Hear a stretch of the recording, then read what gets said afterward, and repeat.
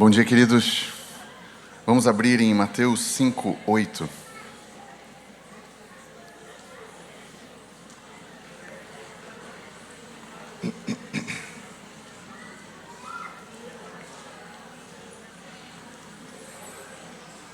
Um versículo muito pequeno, mas que depende de toda a nossa eternidade. Bem-aventurados os limpos de coração, porque verão a Deus. Vamos ler novamente? Bem-aventurados os limpos de coração, porque verão a Deus. Aqui estamos vendo Jesus no Sermão do Monte, e ele traz 9 bem-aventuranças, e elas todas têm uma virtude que ele apresenta e uma recompensa. Bem-aventurados os que choram, os misericordiosos, e entre todas as recompensas, certamente estamos falando da maior. Ver a Deus é o ápice de todo o ser criado. Ver o seu Criador, contemplar a Deus, habitar com Ele.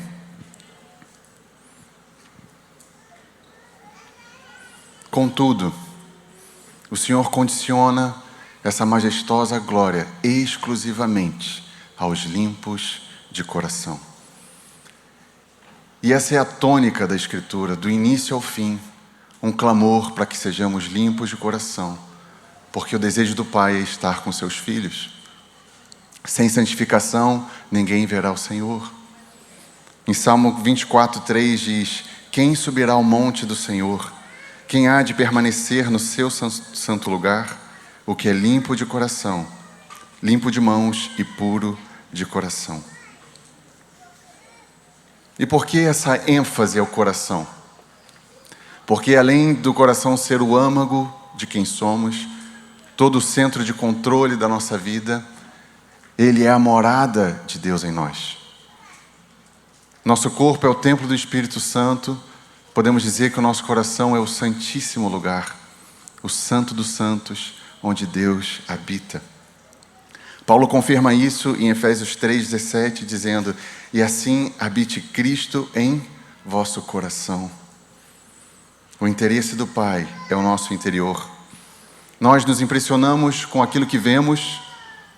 Nasce um bebezinho com olho azul, fala assim: ai, que lindo, olho azul. Aí alguém tem um nariz muito grande, quer fazer alguma cirurgia, porque nós nos impressionamos com aquilo que vemos. Contudo, Deus, ao olhar para cada um de nós, Ele só vê o coração. O Senhor revela ao profeta Samuel que o próximo rei seria um dos filhos de Jessé. O profeta vai na casa de Jessé e ele se impressiona com um dos filhos chamado Eliabe. Homem alto, forte, bonito, provavelmente aquele cara com pinta de rei. Isso está em Samuel 16:6. Samuel viu Eliabe e pensou: com certeza é este o que o Senhor quer ungir. Porém o Senhor disse a Samuel: não atentes para sua aparência, nem para sua altura, porque o rejeitei. Porque o Senhor não vê como o homem vê. O homem vê o exterior, porém o Senhor vê o coração. E a gente se depara com um problema nesse momento. Porque o Senhor está interessado justamente naquilo que é o nosso maior inimigo. Às vezes alguém quer se justificar de algum problema e fala assim: ah, Deus vê meu coração. Rapaz, esse é o problema. Mas não era assim desde o início. Quando Deus criou o homem, criou ele com um coração inocente, limpo, com pureza. No entanto, quando entrou o pecado no mundo, nosso coração foi reprogramado. E se antes nosso coração era puro e inocente, a Bíblia o descreve hoje como enganoso, calculista, indigno de confiança, corrupto, favorável a si mesmo, ardiloso. Jesus disse em Marcos 7:21, pois do interior do coração dos homens vêm os maus pensamentos, as imoralidades sexuais, os furtos, os homicídios, os adultérios, a cobiça, a maldade, o engano, a devassidão, a inveja, a calúnia, a arrogância, a insensatez. Jesus está dizendo aqui que nenhum desses pecados, dessa lista extensa que ele traz, é responsável por fatores externos, mas justamente eles brotam do coração do homem. Ou seja, ninguém cai em maledicência, irmãos, porque algum irmão deu mole, porque algum irmão deu motivo para que falem dele. Caímos em maledicência porque caímos na mentira do nosso coração que somos melhores que esse irmão que pecou. Ninguém murmura e tem uma vida de murmuração porque as circunstâncias são difíceis, mas porque tem um coração insaciavelmente ingrato. Ninguém peca com pensamentos impuros pelo que os olhos viram, mas pela cobiça do seu próprio coração. Em Tiago 1,14 diz: cada um é tentado pela sua própria cobiça. Logo, o ambiente não faz o pecador, e sim o seu coração. Adão caiu num ambiente simplesmente perfeito. Não havia nada naquele ambiente que pudesse fazê-lo pecar, mas ele abrigou em seu coração o desejo de ser igual a Deus. Judas teve o melhor pastor que alguém poderia ter. Recebeu o melhor ensino, teve a melhor liderança, participou dos melhores cultos, apesar disso se tornou ladrão, traidor e suicida. Satanás sabe exatamente como é o nosso coração, e ele traz uma mensagem, desde que a gente é criança, a gente ouve em algum momento: ouça a voz que está no seu coração. Usando a mídia, propagandas, filmes, influencers. Ou seja, confie nos impulsos, nas intenções, nos sentimentos. E ao ser exposto pela verdade, o nosso coração tende a se mostrar inocente, favorável a si mesmo. Em Provérbios 16:2 diz: todos os caminhos de uma pessoa são puros aos seus próprios olhos. Semelhantemente, Provérbios 21:2 fala: todo o caminho de uma pessoa é reto aos seus próprios olhos.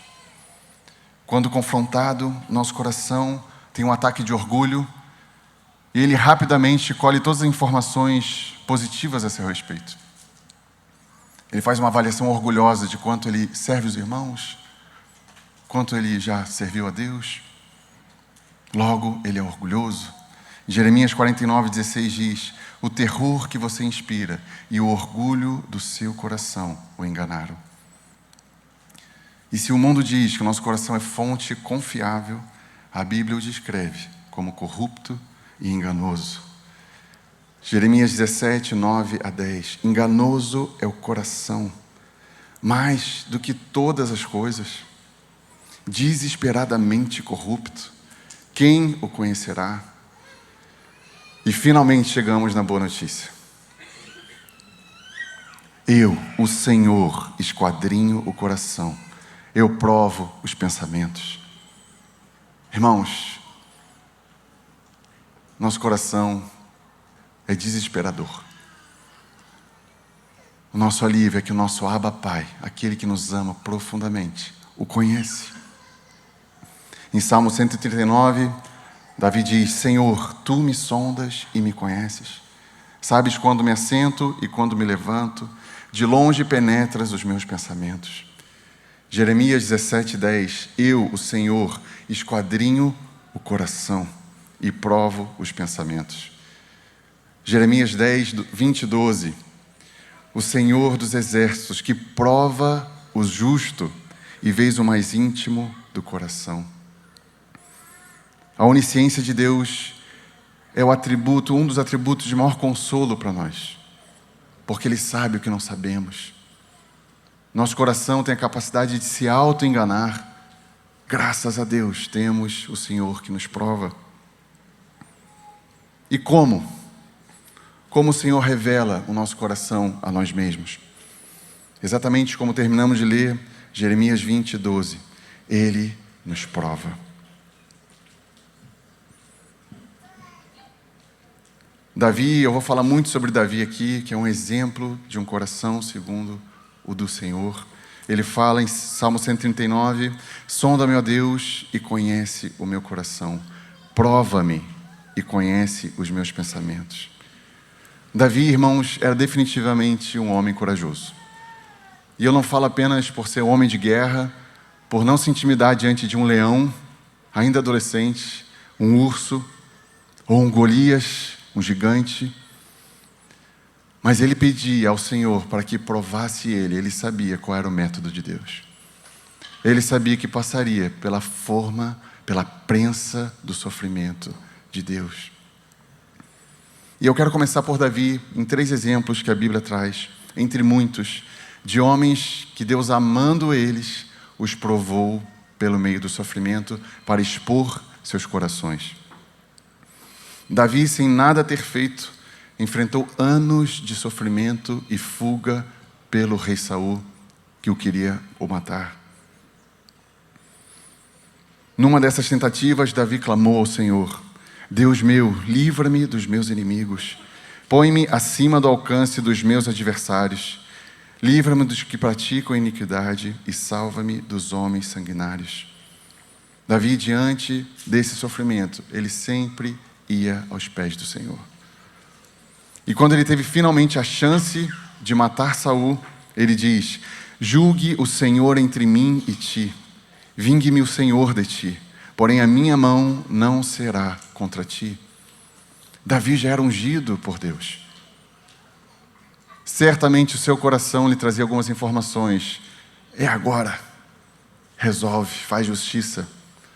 Mas um homem segundo o coração de Deus é incapaz de tocar no ungido do Senhor. Davi foi provado e teve seu coração aprovado por Deus. E como foi depois de uma vida toda de sofrimento? Qual era a reação de Davi com relação a essa forma de Deus provar seu coração? Ele responde no Salmo 119, 71. Foi-me bom ter sido afligido para aprender os teus decretos. Irmãos, aquele que ama o Senhor, ama a correção. Não foge dela. Não faz atalhos.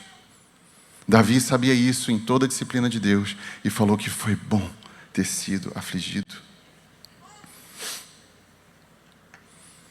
O segundo exemplo que eu quero trazer é Abraão. Abraão teve seu coração profundamente provado por Deus. Em Gênesis 22, 1 e 12. Depois dessas coisas, pôs Deus a Abraão à prova. Ele disse: Abraão. Este lhe respondeu: eis-me aqui. Então ele disse: não estendas a mão sobre o rapaz e nada lhe faças, pois agora sei que temes a Deus, porquanto não me negaste o filho, o teu único filho. Quando Deus pede Isaque para Abraão, aquilo ali é muito importante, irmãos. Sara, uma senhora de idade, estéril, provavelmente já não cria mais na promessa, faz um jeitinho para que se cumprisse a promessa de Deus. Ela já idosa, vem o anjo e diz que ela daria à luz a um filho. Ela dá aquela risada, né? Mas o anjo ouviu. Ele falou assim: tua mulher riu, né? Aí Sara lá: eu não. Aí ele riu. E o nome do teu filho vai ser Risada, que significa Isaque. E aí eu penso que Abraão, recebendo aquele filho cuja a sua descendência seria mais numerosa que as estrelas do céu, aquele homem não se aguenta de alegria. E o menino já grande, Deus fala: Abraão, me entrega Isaque, sacrifica ele para mim. Qual o sentido disso acontecer, irmãos? Abraão não questiona. Abraão tem o seu coração provado pelo Senhor e não questiona. Deus não queria Isaque, queria o coração de Abraão. Mas todos nós temos uns Isaques. Não podemos pedir nada para o Senhor, irmãos, se não estamos dispostos a viver sem isso. Porque o Senhor não fica espremido no trono do nosso coração. Ele não divide espaço com nada. Assim como Abraão foi provado e Deus pediu aquilo que alegrava o seu coração, em algum momento da nossa vida, Ele faz o mesmo conosco, até que Ele seja tudo em nós. Em Mateus 6:21 diz: onde está o teu tesouro, ali está o teu coração. Vimos Davi, que foi provado e aprovado por Deus, Abraão da mesma forma, E agora vamos ver um caso triste, que é o povo de Israel no deserto. Deuteronômio 8:2. Lembre-se de como o Senhor, o seu Deus, os conduziu por todo o caminho no deserto, durante esses 40 anos, para humilhá-los e pô-los à prova, a fim de conhecer suas intenções, se iriam obedecer aos seus mandamentos ou não. Pela dureza de coração daquele povo, uma caminhada de 6 dias se tornou 40 anos. Eu ouvia dizer que era 6 dias, esses dias eu e a Luísa lá em casa, peguei um mapa, aí botei da onde eles saíram até Canaã, 6 dias de caminhada, irmãos. Depois de ter visto tantos livramentos do Senhor no Egito, eles endureceram o coração. Aprendemos com esse povo que a dureza do nosso coração nos cega, nos atrasa e nos impede de alcançar a promessa. Um coração impuro cega os olhos. Por isso que o coração puro vê a Deus. E essa dureza de coração do povo de Israel virou uma advertência atemporal. Em toda a Escritura depois é citado aquele povo e a dureza do seu coração. E eu creio que Deus pode estar falando conosco nessa manhã também. Em Salmo 95, 8-11. Não endureçam o coração, como em Meribá, como nos dias de Massá no deserto, onde os seus antepassados me tentaram, puseram-me à prova, embora tivessem visto o que fiz. Durante 40 anos estive desgostoso com aquela geração e disse: são um povo de coração rebelde. Não conhece os meus caminhos, por isso jurei na minha ira, eles nunca entrarão no meu descanso. Os duros de coração, os impuros, não entram na presença de Deus. Em Mateus 19:8, Jesus respondeu, quando é perguntado sobre a carta de divórcio que Moisés permitiu, ele diz: Moisés, por causa da dureza do vosso coração, se referindo a Israel no deserto, vos permitiu repudiar vossas mulheres. Mas no princípio não foi assim. Muitas vezes, nesse assunto de recasamento, há uma grande tentativa de achar uma cláusula de exceção, mas Jesus diz que esse assunto é pela dureza de coração. Não era assim desde o princípio. Em Hebreus 3, 8-10, não endureçais o vosso coração, como na provocação, no dia da tentação do deserto, mesma referência, onde me tentaram vossos pais, pondo-me à prova, e vendo as minhas obras durante 40 anos. Por isso me indignei contra essa geração e disse: eles sempre erram em seu coração e não conhecem os meus caminhos. Israel foi provada e desaprovada por Deus. Não entraram no descanso do Senhor. Não alcançaram a promessa.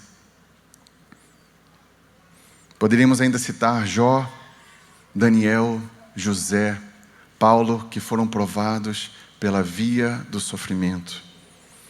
O amor do Senhor, irmãos, é o mesmo por esses homens como Ele tem por nós. Os métodos de Deus para provar o nosso coração seguem os mesmos. Muitas vezes somos expostos a sofrimentos que nós não sabemos explicar. Nada plantamos para colher as lágrimas, mas durante essas lágrimas há uma prova do Senhor. Por isso, em vez de dar méritos para Satanás, sai daqui, chifrudo. Pensa que tem um pai de amor que está colhendo o mais importante do que temos, que é o nosso coração a Ele.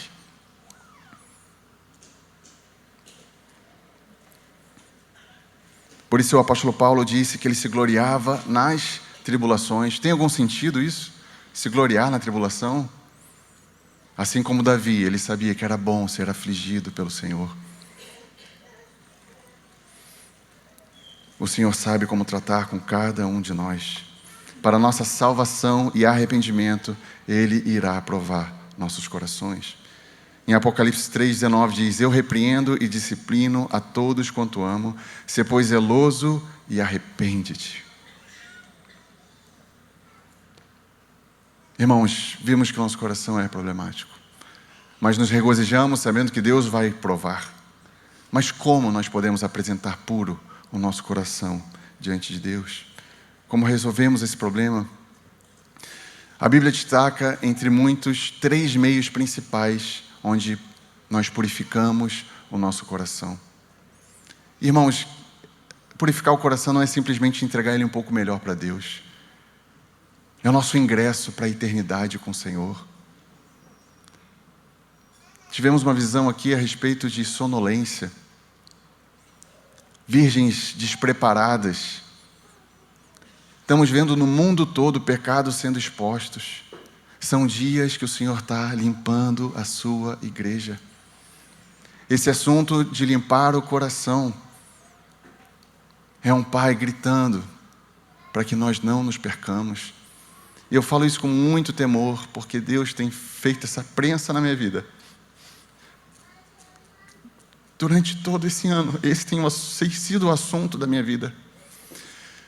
Eu fui reparando algumas desordens, e aí eu arrumava, cortava um galho podre, aí nascia outro, até que o Senhor me levou a ver que o meu coração estava impuro. Como é bom ser afligido pelo Senhor, irmãos. Como é bom ser disciplinado pelo nosso papai. Porque nós percebemos que somos amados. Esses 3 meios que a Bíblia usa para a limpeza é arrependimento, a palavra de Deus e a oração. E tudo isso por meio do Espírito Santo. Eu queria começar com arrependimento e confissão. Na confissão aqui, eu penso que está fundamentalmente incluído o corpo de Cristo. O arrependimento para perdão, mas a confissão entre nós para a cura. Como Tiago diz, orando uns pelos outros. Um coração puro não é o que não peca, mas é o que rapidamente se arrepende, que rapidamente corre para aquele vale da humilhação, onde ficamos desarmados diante do Senhor. Eu lembro quando a Lu estava grávida da Luísa, o Fred estava aqui em Porto Alegre, Gottfriedson, e ele pediu para orar por nós, e ele impôs a mão, a Lu grávida ainda, e ele orou pela Luísa, falou assim: Senhor, que ela seja rápida em se arrepender. Eu peguei aquilo para mim, porque não tem segurança maior. Seria muito utópico, até infantil, achar que não vamos pecar. Mas um coração puro é aquele que rapidamente corre em arrependimento ao Senhor. A nossa segurança está na humilhação. A palavra diz que é ali que nós recebemos graça de Deus, onde frustramos os intentos ardilosos do nosso coração. Davi, quando tem aquele pecado, terrível pecado exposto, ele corre para o Senhor e diz: um coração quebrantado e contrito, não desprezarás o Senhor. Às vezes, irmãos, eu não sei a realidade de todos, mas às vezes tem pecados que nos envergonham tanto e que a gente decide não abrir. Não, abrir para o Senhor. Só que Satanás usa essa brecha e escraviza e impede de ter uma vida em abundância que flui do Espírito Santo, que edifica a igreja. E muitas vezes não abre, não confessa, com medo do que os irmãos vão pensar. Sabe o que é isso? Idolatria. A reputação no centro do coração. O Senhor é só parte da vida, não é o tudo. Então eu quero animar, irmão. Se tem qualquer coisa escondida, tivemos a exortação do Senhor, não só divisão entre os irmãos, mas aqueles pecados de estimação. O Senhor está limpando a sua igreja. Quem tem ouvidos, ouça o que o Senhor está dizendo. Talvez Jesus demore 10 anos para voltar, mas talvez eu atravesse a rua e um carro me pegue e acabou. É dia de arrependimento.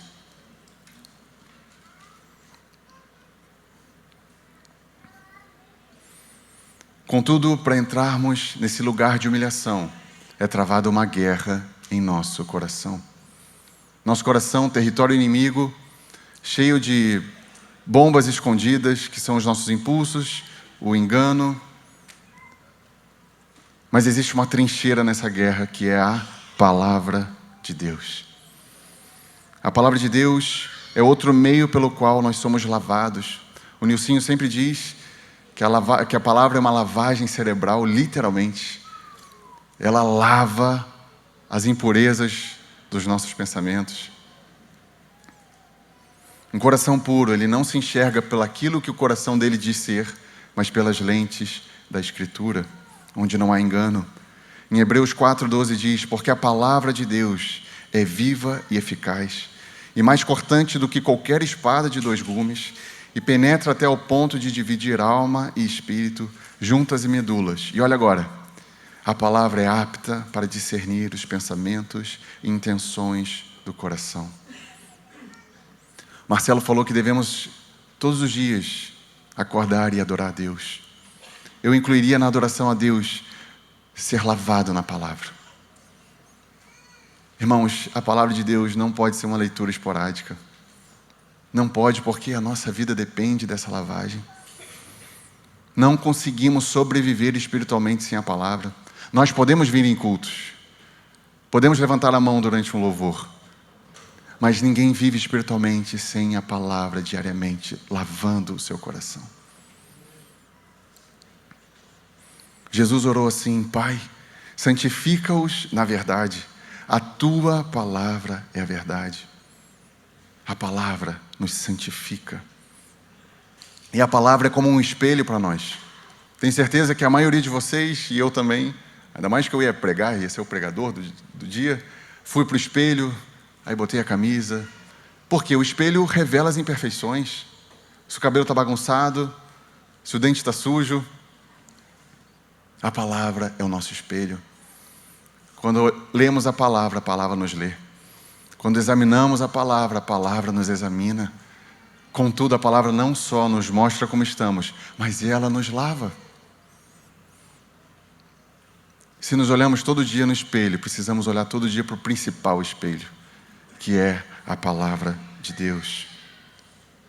Em Efésios 5:26 diz: maridos, ame cada um a sua esposa, assim como Cristo amou a igreja e entregou-se por ela para santificá-la. Como? Purificando-a com a lavagem da água pela palavra. Por isso Jesus disse para os discípulos: vós já estáis limpos pela palavra. A palavra não só nos limpa, como ela aumenta a nossa fé, fortalece essa musculatura da nossa fé. Necessitamos da palavra de Deus. Enquanto o nosso coração nos engana, a palavra é lâmpada para os nossos pés. Em Salmo 119:11, Davi diz: guardo no coração as tuas palavras para não pecar contra ti. Ou seja, meus irmãos, a palavra é um antídoto preventivo ao pecado. Sabe aqueles remédios, tratamentos, vitaminas que nós tomamos preventivamente? A palavra é isso. Ela nos torna distantes do pecado. E o terceiro meio que podemos apresentar puro no nosso coração é a oração. Uma vida de oração. E eu confesso para os irmãos que muitas vezes, e eu falo isso arrependido, eu me pego internalizando meus conflitos, fazendo um jogo de xadrez interminável de conversa comigo mesmo. E se tal coisa acontecer, aí eu vou estar para lá. E se eu for tal, onde eu vou, sabe? Esquecendo de incluir Deus nessa conversa. Quando lemos sobre Jesus, vemos que Ele é o Senhor dos Senhores. O Quírios está sentado no seu alto e sublime trono. O governo está sobre os seus ombros. Tudo isso é plenamente verdade. Mas esse Cristo poderoso que está no trono, Ele chamou os seus discípulos de amigos. Ele não é um Deus de longe, irmãos. É um Deus de perto. Eu sou muito amigo do Felipe, do Nick. Com eles, do Otto. Com eles eu não tenho quase nenhum filtro. Do João, do Vinícius. Não quero inveja nenhuma, queridos. Do Japa. Mas como é que a gente trata os nossos amigos? Poucos filtros. A gente sai falando, a ponto até de ser corrigido, né? Pedro era amigo de Jesus. Se sentiu livre a ponto de falar assim, ó, tu nunca vai morrer, mas para de falar besteira. Amigo tem que estar disposto a ouvir, arreda, Satanás. Mas eu tenho impressão, irmãos, e eu falo da minha vida, que muitas vezes eu vi o Senhor como um amigo que eu tinha que cuidar tudo que eu falava. Oh, soberano Pai. Uma certa religiosidade envolvida nisso. Deus conhece o nosso coração. Ele nos chama para perto, para conversarmos, abrirmos pensamentos indesejados, conflitos. Isso é oração. Um dia a Luísa lá em casa perguntou, por que a gente fecha o olho para orar? Deus assim, nem sempre. Os discípulos conversavam com Jesus de olho aberto. Querendo ou não, era uma conversa com Deus. Mas como eles viam o Senhor face a face, que nós possamos ver o Senhor na nossa frente. Amém? Davi, diante daquela vergonha de um pecado terrível, e o que ele fez? Não saiu chorando, não saiu correndo, ele dobrou seus joelhos e orou, cria em mim, ó Deus, um coração puro. Podemos pedir para Deus isso. Cria em mim, Senhor, esse coração puro. Eu quero te entregar um coração puro. Meu coração é a tua casa. Eu preciso limpar essa casa. Me ajuda, Senhor. A oração também é a nossa fonte de alegria.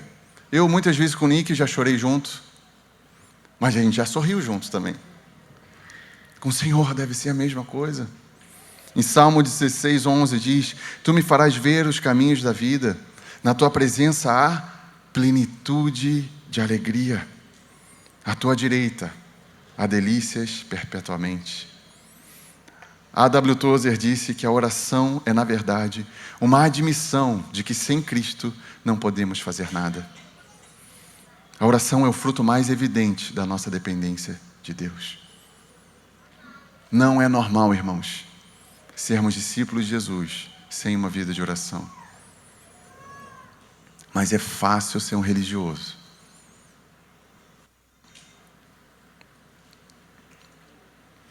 Além de nos santificar e revelar nossa dependência, a oração também é uma arma espiritual contra o pecado. Jesus, quando ensina a oração modelo, que é a oração do Pai Nosso, ele diz o quê na oração? Não me deixe cair em tentação. Jesus não está pedindo ao Pai para que ele não pecasse, é não chegar nem a ser tentado. Jesus está ensinando que a oração nos mantém longe do pecado. Pedimos a Deus, Senhor, me livra das tentações. O apóstolo Paulo frisa isso ao falar da armadura de Deus, que está em Efésios 6, depois de escrever o escudo da fé, o capacete da salvação, a espada do Espírito, que é a palavra que acabamos de falar. Ele termina dizendo, com toda oração e súplica, orando em todo o tempo, no Espírito, e para isso vigiando com toda perseverança e súplica. Esses tempos eu estava vendo uma ministração do John Piper, e ele, um senhor de idade, diz que estava falando com a esposa dele no celular, e ele acabou de falar, guardou o celular no bolso, esqueceu o detalhe de desligar a ligação. E a esposa dele ficou lá, ouvindo a conversa dele com todo mundo, onde ele ia. Ela, como ama o marido, ficou lá, eu vou ficar ouvindo meu marido aqui. E ele falou, isso é orar sem cessar. É uma conversa que não termina. Devemos ter essa conversa com Deus. Oração não deve ser um interruptor. Acabei de falar contigo, agora eu vou fazer as outras coisas. Existe um tempo em secreto, intencional, mas a oração sem cessar, ela não termina. Sabemos que o Senhor está sempre aqui. Certamente isso nos livra de intentos pecaminosos. E nós temos, amados, um consolador, um ajudador nesse processo, que é o Espírito Santo. No arrependimento, no alimentar-se da palavra, numa vida de oração, tudo isso ocorre por meio da atuação do Espírito. Ele purifica os nossos corações. A Bíblia traz 3 figuras naturais sobre o Espírito, que é o fogo, a água e o vento. O fogo purifica. Quem já viu um ourives pegando o ouro para tirar as impurezas, o que ele faz? Coloca no fogo. O Espírito Santo faz isso conosco. Ele é o vento. Quando tem agora, antes a minha esposa era a meteorologista da casa, agora é a Luísa, minha filha mais velha. Ela sabe quando eu acordo assim, ela, 18 graus. Vai chover às 5 da tarde. Sabe tudo. Então ela já sabe que diante de uma tempestade, o que a gente tem que pedir? Senhor, precisamos de um vento. O vento, ele tira, ele sopra, ele leva. O Espírito Santo é o vento que sopra as nossas impurezas. E ele é a água que literalmente nos lava. Paulo escreveu a Tito, não por obras de justiça que nós tivéssemos feito, mas segundo a sua misericórdia, Jesus nos salvou pelo lavar regenerador e renovador do Espírito Santo. E eu quero terminar, irmãos, com a melhor parte. Com a doce e merecida recompensa, que os limpos de coração verão a Deus. Um coração puro é um colírio espiritual. Tira a cegueira, tira o sono. Mas esse verão a Deus, Jesus não está falando apenas da Nova Jerusalém, quando veremos face a face ao Senhor, mas já está falando de hoje. Hoje nós podemos ver a Deus em sua provisão. Podemos ver a Deus em sua misericórdia. Podemos ver a Deus no silêncio. Quem não reconhece o silêncio de Deus muitas vezes? Aquele pai que aguarda, porque ele sabe o futuro, nós não sabemos. Os que são limpos de coração reconhecem o Senhor, até na lambida do cachorro quando chegamos em casa. O mundo, muitas vezes, fala coisas que para nós é tão estranho. Eles não estão vendo a Deus. Estão tentando resolver seus problemas com filosofias, com política, com pensamentos positivos. Nós, mesmo sendo afligidos, estamos em paz, porque vemos a Deus. Mas também o veremos face a face na eternidade. E Jó escreve esse momento de uma forma tão linda e poética, no 19, 25 a 27. Porque eu sei que o meu Redentor vive, e que por fim se levantará sobre a terra, e depois de consumida a minha pele, em minha carne verei a Deus. Vê-lo-ei por mim mesmo, os meus olhos o verão, e não outros. De saudade me desfalece o coração dentro de mim. Isso é o céu, irmãos. Não são ruas de ouro, não é a imortalidade que nos atrai, é vermos o nosso amado. É isso que pulsa um coração puro diante de Deus. E termino com 2 listas. Uma que Apocalipse traz, que é terrível, mas pode ser a realidade de muitos, e será. Dos corações impuros. Muitos não congregam em igrejas, mas muitos sim. Apocalipse 21, 8.